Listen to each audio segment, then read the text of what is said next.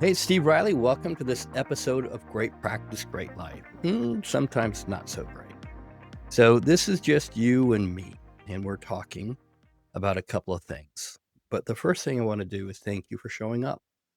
I know you're invested in having a great life and a great practice, and 99% of the time, how you get that is by showing up and doing the work. The work that you're doing right now, which is really opening up your mind, the possibilities of how to have a great life and great practice through the Atticus community, through the conversation of what a great life looks like to you. And today's episode is an unusual one. It's a different one in that it's going to be legacies and lessons from my father. Yeah, I lost my dad.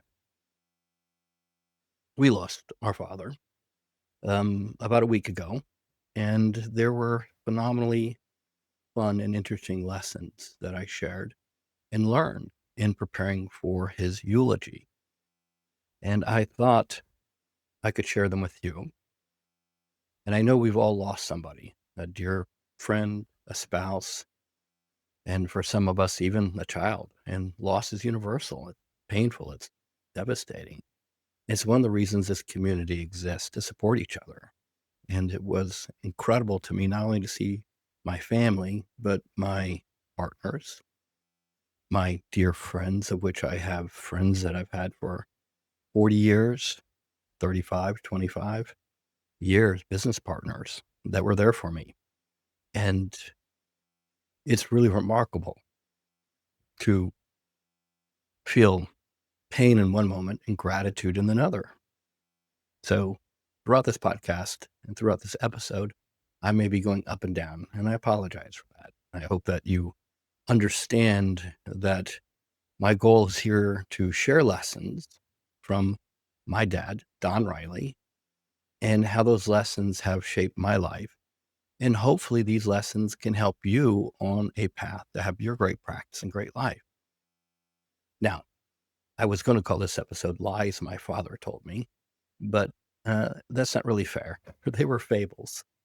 They were parables. They were stories that shaped the way I live, lead, and think.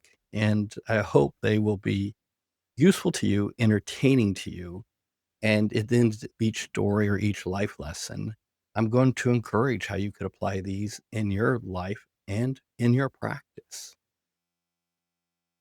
So here we go. And once again, thanks for showing up. Thanks for supporting me, and thanks for the community coming together and supporting us together.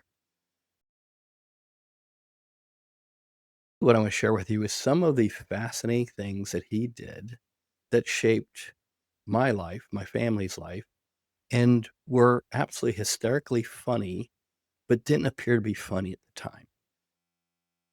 So here's the first story. Picture me and my siblings, my sister Amy, my brother Jay, my other sister Kim, the four of us being young kids bouncing around, making all kinds of racket at the kitchen table.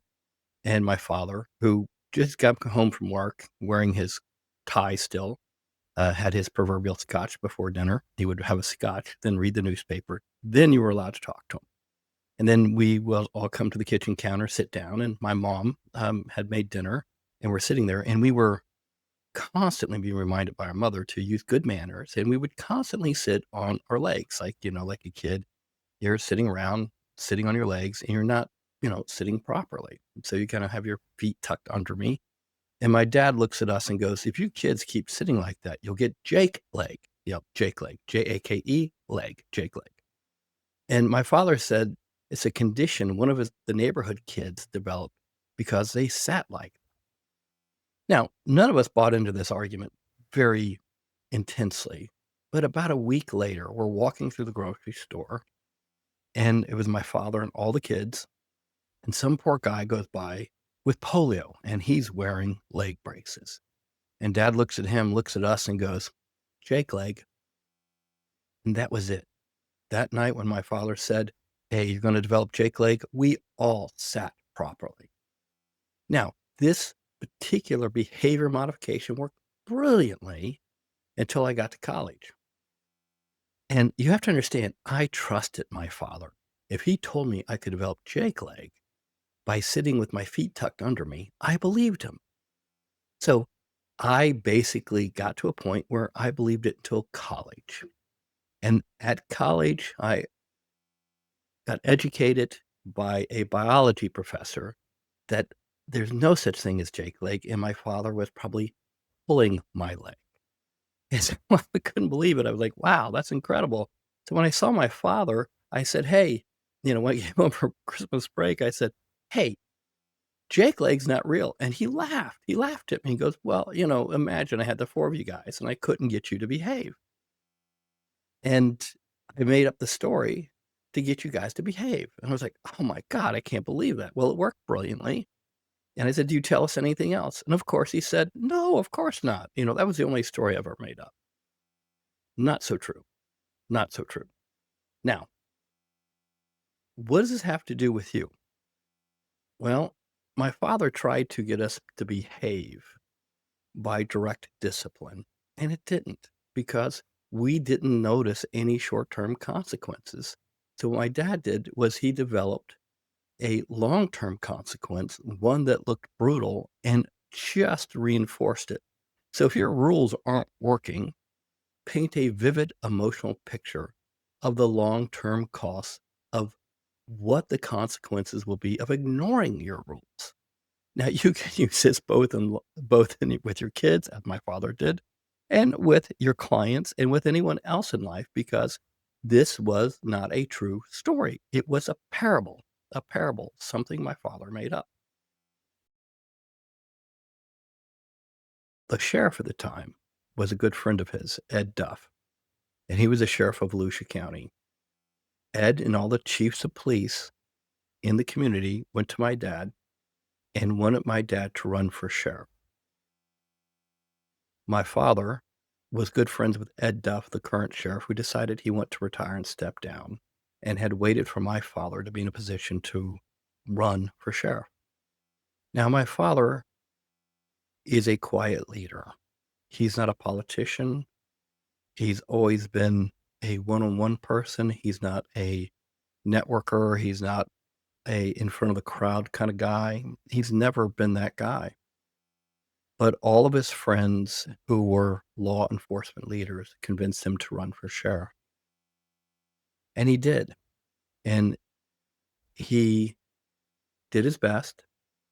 And he ran against a charismatic young state trooper who was making headlines for making drug busts on I-95 and would just pull over cars and make these big drug busts and would tip the newspaper off so the newspaper would be there. And basically what he was doing, and most, if not all, the arrests got overturned for racial profiling by the courts. But he got a lot of great press. And while most of those cases did not stick, the headlines did. And so this young man ran against my dad, and this young man knew how to campaign. He knew how to stir up crowds. He knew how to get headlines. He knew how to politic. He was very good at it. So he beat my father in this election. Now, here's the takeaway. Here's the lesson. My father said yes and had the courage to say yes and failed publicly for him in a very, very embarrassing way because all of our neighbors were at the house when the results came in. All of his friends were there. And my long-term friend and neighbor, Norma Newfield, said that my father handled it with grace and elegance. And that he said, sometimes these things don't turn out well in life. I will find something else to do and find another way of serving and being helpful. So here's the takeaway. I was never prouder of him than that moment. He ran and failed publicly in a big way. And that gave me the courage as a young man to take risks. Because if my father, who I respected and was so proud of and am proud of, ran for sheriff and failed, I too can run and do something and fail. And I think because of his courage and failure, I had permission to fail. And I didn't really connect the dots till much later that his failure as sheriff was a courageous thing and something that I am still very proud of him for doing, because he could have been easily persuaded not to do that and just slip off into another job in law enforcement somewhere. But he ran, had the support of all the leaders, but that was not enough. And he failed. And because of that, he taught me a life lesson that it's okay to fail and fail big.